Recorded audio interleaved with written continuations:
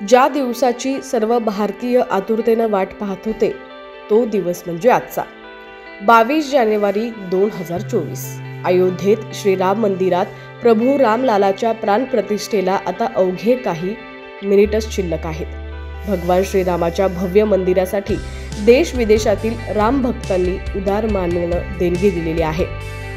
अयोध्येत राम मंदिराच्या उभारणीची पायभरणी झाली तेव्हा राम भक्त एवढ्या देणगी देतील की केवळ व्याजाच्याच पैशातून मंदिराचा पहिला मजला पूर्ण होईल असं कोणालाही वाटलं नव्हतं। अयोध्येतील राम मंदिरासाठी दान देणारे अनेक राम भक्त आहेत। आतापर्यंत राम मंदिराला 5000 कोटी रुपयांपेक्षा जास्त देणग्या मिळालेल्या आहेत। श्रीराम जन्मभूमी तीर्थक्षेत्र ट्रस्टनुसार मंदिराच्या समर्पण निधी खात्यात आतापर्यंत 3200 कोटी रुपये जमा झालेले आहेत। राम मंदिर ट्रस्टनं देशातील 11 कोटी लोकांकडून 900 कोटी रुपये उभा करण्याचं लक्ष ठेवलं होतं।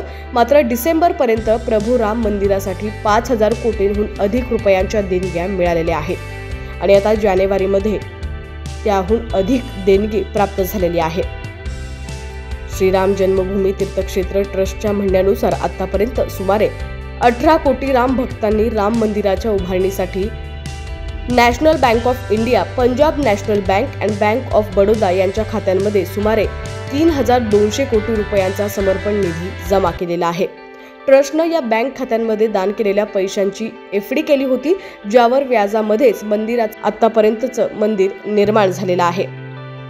श्रीराम जन्मभूमी तीर्थक्षेत्र ट्रस्टच्या वेबसाईटवर दिलेल्या माहितीनुसार अयोध्येत उभारल्या जाणाऱ्या भव्य राम मंदिरासाठी अध्यात्म गुरु आणि कथाकार मोरारी बापू यांनी आतापर्यंत सर्वाधिक देणगी दिलेली आहे। मोरारी बापूंनी राम मंदिरासाठी 11.3 कोटी रुपयांची देणगी दिली आहे। या व्यतिरिक्त US, कॅनडा आणि युनायटेड किंगडम मधील त्यांच्या अनुयायांनी एकत्रितपणे 8 कोटी रुपये स्वतंत्रपणे दिलेले आहेत। त्याचवेळी गुजरातचे हिरे व्यापारी गोविंदभाई ढोलकिया यांनी राम मंदिराच्या उभारणीसाठी 11 कोटी रुपयांची देणगी दिली आहे। गोविंदभाई ढोलकिया हे हिरे कंपनी श्रीरामकृष्ण एक्सपोर्ट्सचे मालक आहेत। अयोध्येतील राम मंदिराच्या उभारणीसाठी देणग्या गोळा करण्याची मोहीम तत्कालीन राष्ट्रपती रामनाथ कोविंद यांनी 14 जानेवारी 2021 रोजी सुरू केली होती। रामनाथ कोविंद यांनी राम मंदिरासाठी सर्वप्रथम देणगी दिली होती।